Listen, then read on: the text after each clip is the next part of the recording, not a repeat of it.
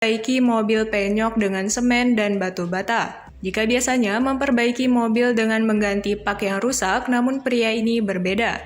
Video pria itu beredar dibagikan oleh akun Instagram @humorspesial yang sudah disukai belasan ribu orang. Awalnya, pria tersebut melepas bagian yang penyok dan memulai mengaduk semen. Setelah tercampur rata, dia menaruh adukan semen tersebut di bagian belakang mobilnya. Lalu pria tersebut mengoleskan kembali adukan semen untuk meratakan bata-bata ke bagian mobilnya. Setelah semua selesai, pria itu mengoleskan dempul mobil di area belakang mobil.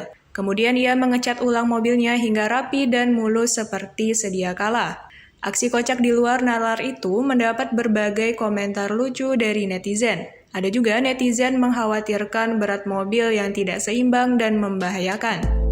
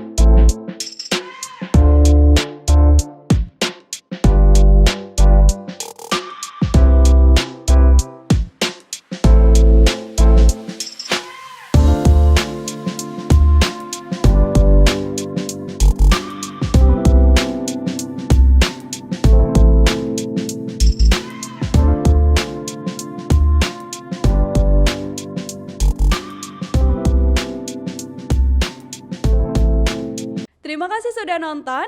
Jangan lupa like, subscribe, dan share ya.